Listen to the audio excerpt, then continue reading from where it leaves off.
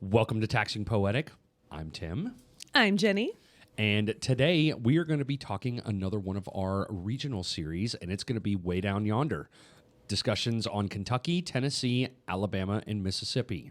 And I think we always want to preface these regional series by saying these regions came from Wikipedia. We didn't make them up, correct? Completely agree. JB? Right. No, but it is, if you go to Wikipedia and you type in regions of the United States, this is how they've broken down by 9 different regions. And yet again, just to reiterate, I think JB actually edited Wikipedia for these specific regions because he could just do it on the fly. I suppose that is true. I could have just changed them to whatever I wanted.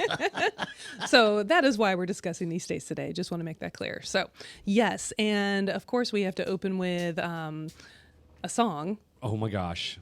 Way down yonder on the Chattahoochee. Here it is. Who sings it? Alan Jackson. Oh, congratulations. I know. Absolutely awesome. I did know that.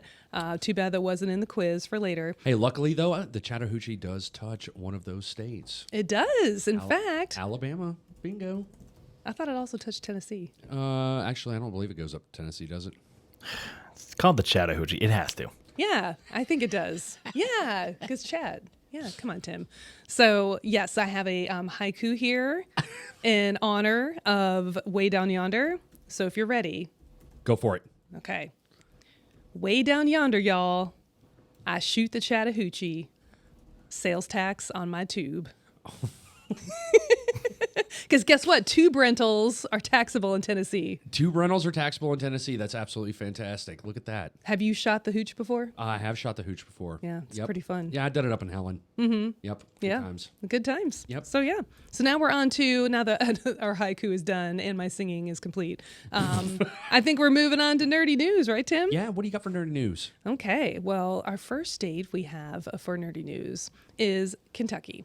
So Tim, let's talk about the latest news from Kentucky is that a partial exemption for services that became taxable in 2023. Which is quite shocking because a lot of states typically don't tax services, right? Mm-hmm. We've talked about that. We have, but the trend is moving towards taxing them, correct? Some form of services, Right. certainly. So, yeah. So let's talk about these exemptions. We've got, well, first tell us, Tim, like what is happening? What happened?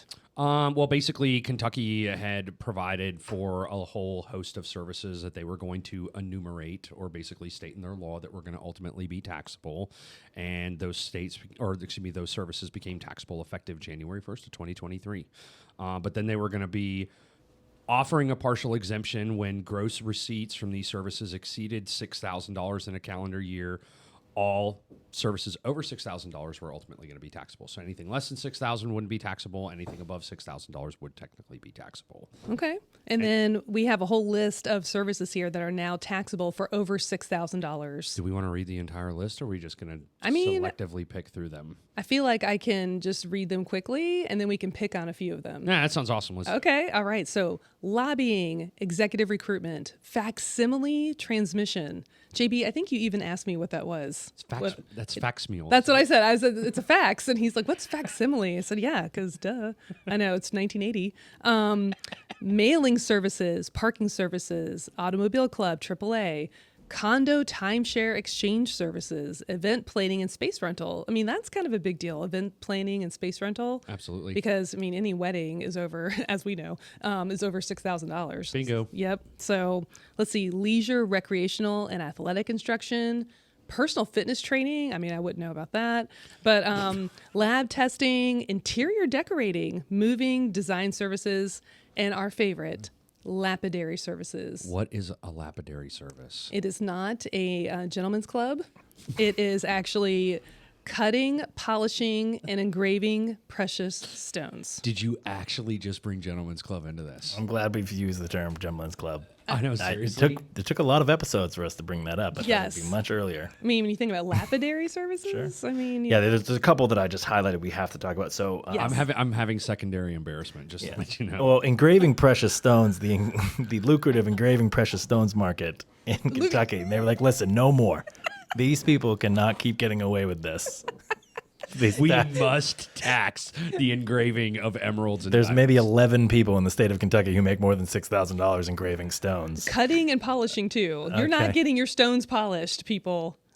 Well, if you are, that price is going to go That up for price you. is gonna go up. I mean, And we were legitimately, talking about how they should hire lobbyists to go to the bat for them. but they can't because now it's going to be But a they can't. taxable survey. Because, well, the lobbyists are not very good in Kentucky, No. obviously. They couldn't even get themselves off this list. They can't even lobby to not have lobbying not be taxable. So The poor gym teachers, leisure, recreation, athletic instruction, the gym teacher making $21,000 a year, teaching kids to play dodgeball. Now they got to pay taxes. I Well, know. and also, I mean, yoga instructors, right? Yoga. I mean, Jenny's not going to be able to get yoga in Louisville. Personal training. Please, terrible yoga. And I just You're want to bring spending up $6,000 on yoga. interior decorating. So I went to film school, and I knew, I dated some girls that were interior architects majors, and interior architecture and interior decorating are very different. And I just want to bring that up. Interior design is people use it now as, I put a throw pillow here and I want the walls to be mauve instead of taupe, and it's like that's not what it is. It's like it's interior architecture. It's actually harder Yes. than exterior architecture. There's a lot of math with it. There's a lot of math. And Did you just geometry. use the words mauve and taupe? What is that? I took color theory. Again, 1980. Is that like beige? It's in the mauve. beige family. It's in the beige family. Yeah. Okay. So lobbying. For those of so- us who do not understand, my color palette basically extends to about like the primaries and secondaries. That's about Green. it. I learned that in third grade. Well, actually, second grade. But I did want to congratulate them on the Facsimile transmission, because that is Facsimile. dozens of dollars that they will be making Yes, now. fax industry, you're going down for sure. forget it. Yeah, Kentucky lobbyists get better because now your services are taxable. So All right, work so on that. we Okay. picked on Kentucky. Okay, we picked are on definitely Kentucky. got to apologize a lot to the lapidary folks there. Yes, So, well, the entire state. Yes. yes. Okay. Alabama. Yeah, Alabama sales tax rate reduction on food, and Tim, we have had this conversation before. And JB, about states that pass a tax and they say it's going to end by a certain date, and that date comes. And they're like, oh, just kidding. We're just going to extend it for a little while to pay for X, Y, or Z. And one of our favorite examples we've brought up is here in Georgia, the State Road 400 toll tax that they said when it ended. And they tore down the toll plaza, and we were all shocked. And here's another example of a state. They're dropping, they said they were going to drop their grocery rates at a certain date once they reached a target with their education trust fund, and now they're dropping it. So it's going from 4% to 3% September 1st of this year. Yep. And it's good to see states. I mean, obviously, a lot of states are legally obligated to do this, right? You have legislatures and departments of revenue that are legally obligated because there's sunset laws within, that they pass to actually have certain acts, certain bonds, certain other things that actually get put into place. And once those sunset dates hit, guess what? It goes away. But there's a ton of work by lobbyists that will actually extend that for certain industries. We saw that here in Georgia with the concrete truck exemption and how it was actually sunset and then it was ultimately brought back into place, right, to allow for a lot of money to be saved by concrete companies because their equipment, their trucks actually qualify as manufacturing equipment. But yes, it's great to see that when they when states, see and hit certain targets, they actually abide by their rules and help constituents by dropping these kinds of taxes. Yeah. And we've also talked about grocery taxes extensively, right? We've talked about those in the past and how it's a regressive tax. Right. We don't really like it. It's bad on constituents because as inflation comes up, and this kind of leads into our next state, right? Yes. We're going to talk about with Tennessee and their amendments to their code with regards to sales tax holidays. But the big thing is that, seeing the elimination of grocery taxes is a pretty good thing. It helps all consumers. And we just love to see a state keep their promise. That's correct. You made a promise. Keep it. There you go. Yeah, That's what I kind of a teach good my thing. kids. It So is it's a good the thing. education trust fund Yes. that they hit? That's what it looks like. Yeah. So they have all the money they need for education in Alabama? Well, this is. Just wondering. I mean, don't know. they set a goal and made a promise, and they wanted to reach a certain goal within this fund, and they did. So now they're dropping the tax. But you're right. Maybe That is a question I cannot answer. Right. Yes, maybe the lobbyists in Alabama can answer that question about education, whether they have all their funds. But keeping on. So with Tennessee, they nerdy news, effective January 1st of next year of 2024.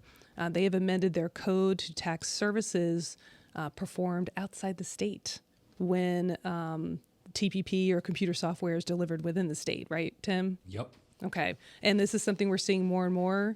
Absolutely. States are, especially, I know we pick on Maryland a lot sometimes, but Maryland now has new software laws, correct, and digital advertising. And they've actually been changing them a lot, right? So Maryland, try taxing SaaS. No, they're not going to be taxing SaaS. It's it's very interesting in the way that these laws actually get passed, and then certain people are like, hey, wait a minute. They come back to the table and they look at it. They get lobbied by certain, businesses, certain, industry groups, and they actually end up removing that tax.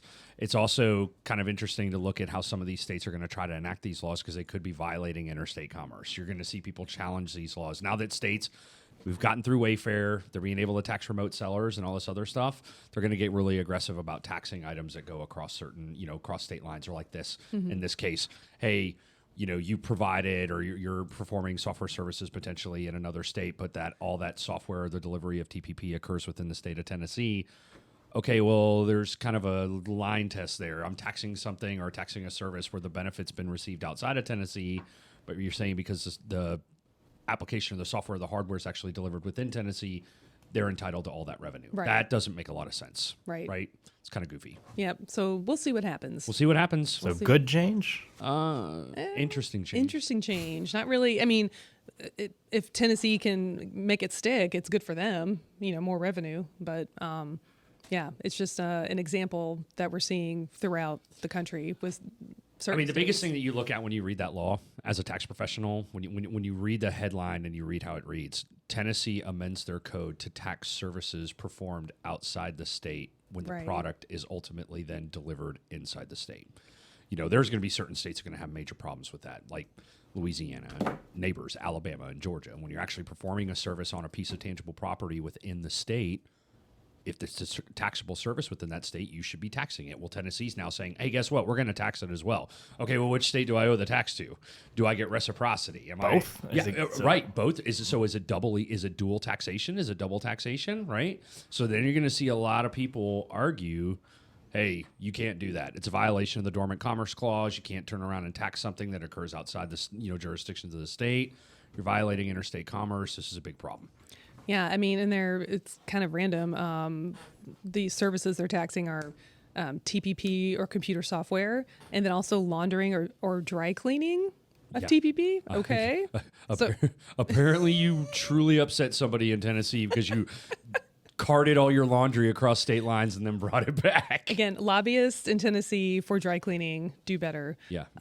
Installing. And that could be like, if you think about it, and sorry to interrupt you, Jen, No, but that no, could be please. like a Cintas or an Aramark or some of these other companies. Oh, that that's true. May be doing uniform cleaning services, dry cleaning services for, cities in like Memphis or, Right. Tunica, which is right there near Tennessee, when they actually could be moving things back and forth across state lines because your proximity to a jurisdiction or proximity to the border is that close that you can do that. And Tennessee's like, nope, we want our money. So pretty interesting. It is interesting. So, yeah, hopefully we'll have some more legislative updates and nerdy news for you on that. It's probably going to be a court case. Yeah, probably. And then our last nerdy news state is Mississippi, but actually we didn't find too much new about Mississippi that's going on right now. So I know, Tim, you want to tax Poetic about Mississippi.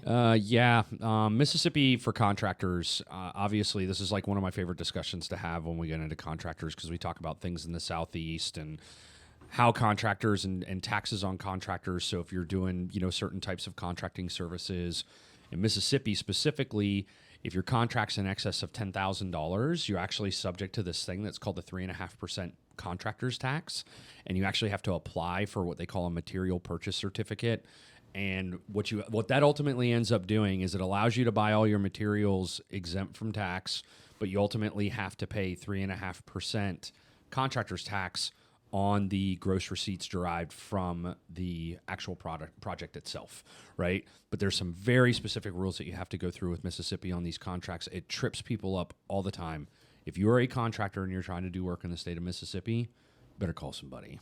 What were they trying to alleviate, you think, with that? You in all honesty, what it is it's alleviating, basically, contractors that will cruise into a state and do a bunch of work and bail out on a job and ultimately never pay any use tax. They could bring their materials in from outside the state. They could bring people in and actually perform the services and then ultimately leave the state, and they would never be subject to the tax, and Mississippi wouldn't get its cut. And so by doing this, it's forcing contractors to, number one, like when you go through an inspection and you go to get permitted and do a bunch of other things, since this tax is typically imposed on the prime contractor, since it's imposed on the prime, if they're trying to pull permits and they can't show a valid MPC, they're not going to get permitted. And so it is a known component of part of doing large-scale jobs that are, like I said, in excess of $10,000 in Mississippi, that you have to get this MPC and you have to go through it, and Mississippi expects to get their cut. It's very, very interesting. It also alleviates people skirting income tax requirements and everything else within the state, too. So it's a law that's been around for a while. Just a lot of people don't understand the ins and outs of it, and I answer questions about it all the time. People are always calling me like, what is this contractor's tax garbage? They came out and did a crane inspection on one of my jobs, and now they're not going to give me a permit, and I'm stuck doing it. Well, how much is your crane job? It's like $180,000. Yeah, dude, you got a problem. You got to turn around and do this. And if you're not working underneath a prime, or if you're working directly for the customer, congratulations, you're considered a prime and you're subject to it. Got it. So, okay, so not necessarily new legislative updates, but just an ongoing issue you see in Mississippi. 100%. Yeah. Okay. Yeah. Great state. Everybody likes Mississippi. Oh, yeah. It's all so fun to spell. Absolutely. But There's a song that goes with it. MISSISSIPPI. There you go. Yeah. So there you go. It's easy to spell now. All right. Well, we're going to take a quick break, and we'll be back in a minute. Perfect. Welcome back to Taxing Poetic. And before we get into our next segment, I've got to give you guys a quick update. Like, I literally received our first communication from Taxi McTaxface regarding an issue on one of our episodes. He was actually calling us out. And got something wrong? Yeah, apparently we misspoke in our Wayfair episode. No way. Right? Like, we don't know enough about Wayfair already. I don't believe it. Well, what did Mr. or Mrs. McTaxface say? Yeah. Basically said that we stated that 45 states had a sales tax imposed on remote sellers, and it was like, no, that's actually incorrect. It's 46. Why would they say 46, Jenny? If I had to guess, they were incorrect in thinking that Alaska has a statewide sales tax. There you go. Alaska does have a remote seller commission, but we don't really consider it to be a statewide tax. Why is that? Because they only have local tax. So if you really wanted to call it correct, you'd have to take the 70 some odd jurisdictions in Alaska and add them all to the rest of the states. But guess what? We're not doing that. Yeah, don't step to us, Taxi McTaxface. I mean, seriously, you're going to bow up? Yes. Like, no. So they were wrong? In our interpretations, and this is the best part about sales tax, right? We always say, depends on the state. We always say dots or, it depends. Congratulations. It depends on your interpretation of it. Frankly, we don't think that it's correct. Yeah. So you do have to register in Alaska. You do have a remote seller, commission in Alaska that you have to report to, but it's for all the little cities like Nome and, North Pole. North Pole. Yeah, there you go. Well, good for Taxi McTaxface for knowing so much about Wasilla. Whatever. In your face, Taxi McTaxface. Where apparently you can see Russia from, somebody's back porch in Wasilla, Alaska. You always got to go there, don't you? Oh, Lord. All right. So anywho. So we're going to hop into a quiz, quiz, hot shot. Yes, we have a pop quiz, hot shot. Do we ever get a score update? Like, do we get an overall score Since update? people don't need to listen in order, it's difficult to say what the score is. The only time the score is really going to come into play is the last episode of the season. We'll say, here's what the score is. We, as the participants, have to fly by the seat of our pants. Yeah, it's just going to be a surprise to both of us. Well, it's ultimate competition every week then. Yes. Ultimate competition every week. Absolutely. So JB's keeping track, and he'll let us know at the end of the season. I know I'm winning already. So I know. Well, shut up. That's fine. Yeah. Okay, so this first question is for Jenny. Which of the way down yonder states is not a state? Oh, shut up, Tim. I got this one. It's Kentucky's a Commonwealth, right? Dang it. Kentucky is a Commonwealth. That is good job. That is correct. Yay me. That's my favorite bar trivia question. Love it. There's a lot of Commonwealths. There are. Actually, Most are. states aren't states. Actually, most states. Most states aren't states. That was deep. Yeah. Wow. Okay. Think about it. Okay. Rhode Island has like a really weird name too, isn't it? Like Rhode Island and the Something very long. Yeah, something very long in the collection of island territories or some Oh. garbage like that. Yeah, it's pretty interesting. Garbage. Okay, you just offended Rhode Island, but okay. Rhode Island. Oh boy, I just said garbage. Oh god. Okay, second Sorry. question. Here's Tim. Which of these does not have a local sales tax? Which of the states? Mm-hmm. That would be Mississippi. It's actually Kentucky. Wait, what? It's a Duh, statewide 6% sales tax rate. statewide. Oh, You need to start God. filing more returns to Oh stay my on top God. of things here. Does that have something to do with the I wouldn't- Commonwealth, or is that just? It just the state I think just chooses to have like several like Massachusetts and others. They just have a Do we? statewide sales tax. Yeah, it's just 6%. Yeah. Interesting. Mm-hmm. Okay. Yeah. Okay. I'm having secondhand embarrassment for you right now. I'm embarrassed for myself. I know another state that only does, but yeah, no. Anyways, I screwed up. All right, Jenny. Which of these does not have state income tax? Tennessee. Tennessee is correct. Why is she getting all the softballs, dude? I got yours. You got yours wrong. I mean, These aren't. Yeah, I'm on fire. Not for me. Mm-hmm. I didn't know that. Okay, Tim. Which of these states is considered home rule? Alabama. Yeah. So I don't know what that is. What's home rule? Home rule is where local jurisdictions can actually collect and administer their own taxes. So you actually have to submit the return to the local jurisdiction, as opposed to submitting it in collecting the state. So like in Georgia, Georgia's a state administered jurisdiction. So we have very complex layers of taxation. You have E-SPLOST, T-SPLOST, and that's special purpose local option sales taxes, right, for education, for transportation. You also have county, city for the city of Atlanta, and state rates. Well, you pay all that into the state, and you have to break it all down on the ST3, on the state return. But then the state administers those taxes out to all the jurisdictions, in a periodic basis. Whereas in Alabama, a lot of those jurisdictions self-administer them. Now, the state's actually doing a lot more through the one spot and Right, Avenue. Yep. So we can actually administer a lot of these local jurisdictions through singular portals, but they still technically are receiving their direct cut from your submission. That's what a home rule Is jurisdiction is. what's the benefit? The benefit is the jurisdictions don't have to rely on the state on doing things right. That's why Georgia, there was a lot of questions when Georgia first administered taxes as to whether the state was actually divvying out the correct funds, right? So this way, the states, just like in Colorado, you can either trust the state to do it for you through their systems, or the jurisdictions say, hey, it's not that we don't trust the state, but we just want to administer it ourselves, and it's easier for us to just collect the tax and take it immediately. And Louisiana. They're another home rule state. Bingo.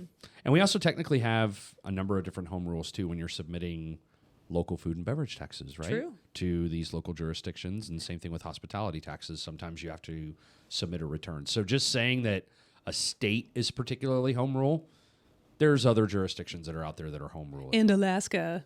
Tax base. Bingo. Jeez. And Rhode Island's official name, by the way, is Rhode Island and the Providence Plantations. There you go. What? Yeah. I honestly never knew that. Yeah. Too soon. Yeah. Too soon. All right.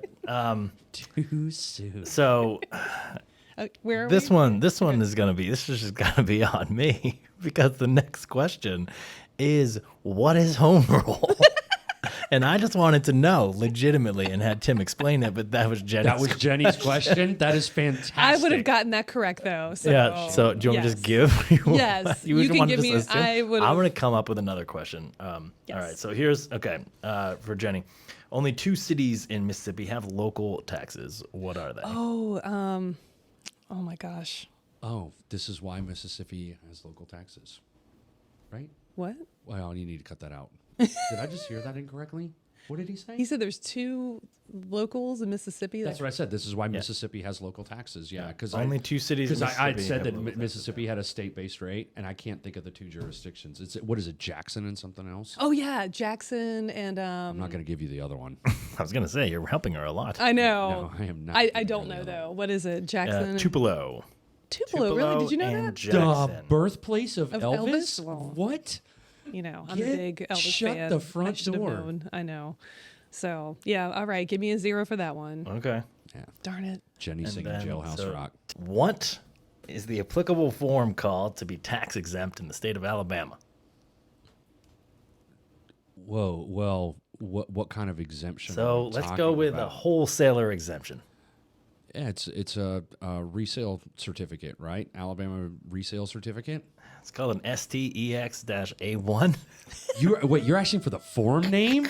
What do you think I am, dude? ChatGPT Tim. No, I am ChatGPT Tim. I'm Yes. not ChatGPT Tim. Like I there's certain forms that I can regurgitate. The SPD 3X49er is not one of them. 4-9er.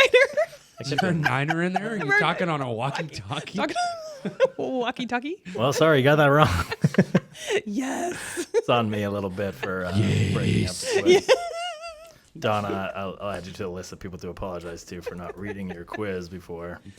Donna, thank you for your help. My precious. All right. Jenny and her freaking Gollum voice over there. God. Okay, so let's get to our history lesson. Yes. What are we going to be talking about today? There, oh, great educated one. Our history lesson for today is about sales tax holidays. And we were inspired by Tennessee recently passing a sales tax holiday on the retail sale of food and food ingredients, aka groceries. And it's going to be a 3-month holiday from August 1st, 2023 through October 31st of 2023. Did you say 3 months? It is a 3-month sales tax holiday. That doesn't sound like a holiday to me. That sounds like an awesome vacation. That's like a sabbatical. Yeah. That's what we're going to call it now, a tax sabbatical. Tax sabbatical. Tax sabbatical. That's right. I'm on board for that 100%. When are they going to have one in Hawaii? You still need to get there and fight some audits, I'm telling you. Like I need some in-person conferences with the Department of Revenue. Anyways. So basically, let's talk about like what's a sales tax holiday. I mean, Right. it's kind of intuitive, but some states have these already, and I've had them for years, where sometimes when you're going back to school or they're trying to stimulate the economy, they're going to offer, a consumer not to pay sales tax on certain items, correct? Bingo. Yep. Yes. Most typically it's back to school holidays, right? We see a lot of back to Tennessee as typically a 3-day back to school holiday. It's been that way for years, and they always do it in the end of July, and it'll apply to anything that is related to like clothing items, back to school shopping items. It can be on personal computers and tablets that are less than $1,500. It'll apply, to all those things. Yes. So, yeah, we were just going to tax Poetic about some pros and cons and what we like, don't like about sales tax holidays. Again, obviously, as consumers, we really enjoy them because we're paying less for certain items that we would hopefully normally buy. Right. And but if you're on the other end of sales tax compliance or a retailer or whatever, it's really tough to update your systems for this, right, Tim? Yes, especially when we're talking item-specific exemptions. A lot of people haven't set up their POS systems to have these specific exemptions for certain types of items, so it tends to send people scrambling, right? So you have a legislative, body that decides, hey, we're going to do a sales tax holiday this year. Okay, well, what's it going to be on? Well, it's going to be on this group of specific items. And if you're like a Kohl's or if you're Target or Walmart or whoever, you have to make sure that those groups, first off, the items have been categorized into groups, number one, and then you have to set up those groups as being categorically exempt when your system sees that for those specific dates. That is very complex in a systems environment, especially to be able to get it done in a 3 to 4 month period, right? Because a lot of times we're not going to hear about these sales tax holidays until legislative session is over, which is usually what? March, April timeframe of a year, Okay. right? And so then they'll pass and approve these sales tax holidays. And guess what? Now think about Tennessee, even though everybody already understands Tennessee's, but if it was something new, so if Georgia decides to do this, we only have 3 or 4 months to implement that in a system. That's an awful lot to ask an IT team or a group of tax professionals to do. That's sometimes where we come in. We can help you out do that. There's other professionals that are out there who can do that, but you have to get with somebody who understands tax technology as well as the legislative components of the tax and also the compliance piece, right? Right. Because the compliance piece is going to be difficult to figure out how you're going to get the information out of the system and make sure that it's all working appropriately. Technology-wise, it's probably an advantage that it's 3 months because when it's only like 3 days, Oh, it's horrible. That's really tough. You're doing all this work for literally 3 days of exemptions, and especially when you're a hybrid retailer, it's very difficult.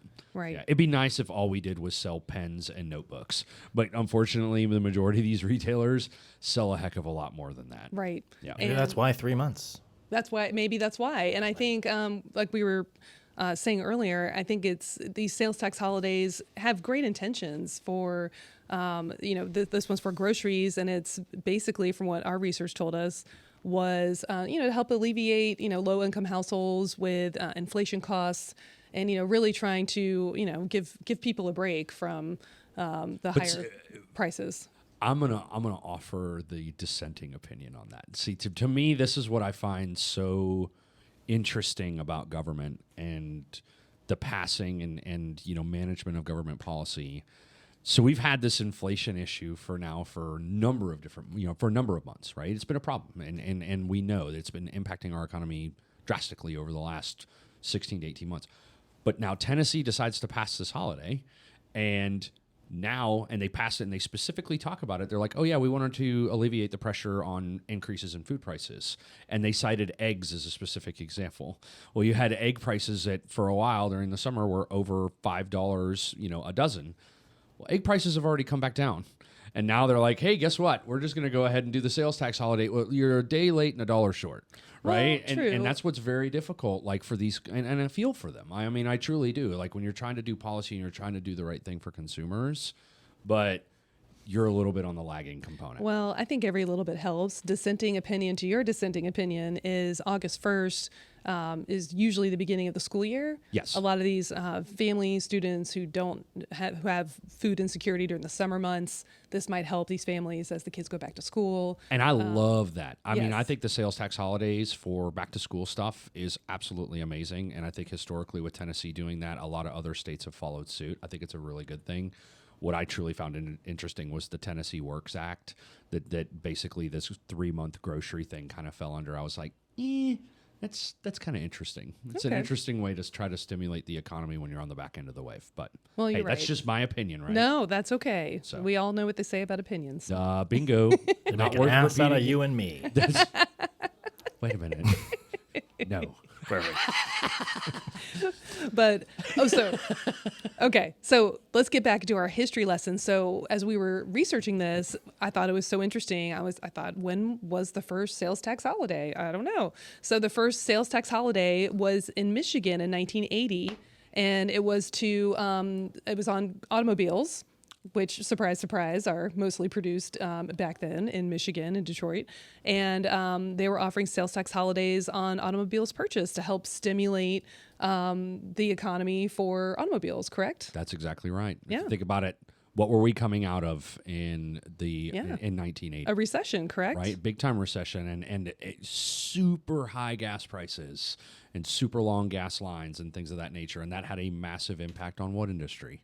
The automobile. Yeah, There you go. and it helped them boost some sagging sales, and so yeah, that was the first time something like that was offered, and it worked. And it worked, and Yep. so, but however, the idea did not catch on until New York in 1997 decided to offer a sales tax holiday on clothing items less than $500 because they were noticing that folks were traveling into nearby New Jersey to purchase clothes, say for back to school or for the winter or whatever, because clothing is tax exempt in New Jersey. There you go. So they decided to go ahead and offer that holiday. Then I think, Tim, didn't they make that exemption permanent? There's definitely clothing exemptions all throughout the Northeast. It's quite interesting that a lot of the states that are just all bordering each other right there, when you look at Pennsylvania, New Jersey, New York, Connecticut, they all have some form of exemption on clothing.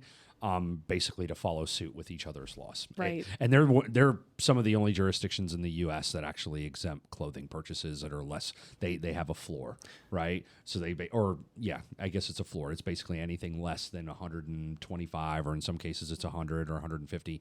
Boom. then you'll turn around and you don't pay any tax. But any items that are over that, you ultimately pay the sales tax on. Because I think in the Northeast, you probably have to wear more clothes than you do in Florida. That's exactly So right. that's probably why they all need to have some sort of exemption. Exactly. Yes. So, and yeah, so then. There must be some sort of exemption in Florida on jean shorts, though, from the University of Florida. Is that right? Is that why we see I so can't many believe jorts you went down there. I had to. I'm a dog fan. Come on. Go Give me a Gators. break. Yeah. Boo.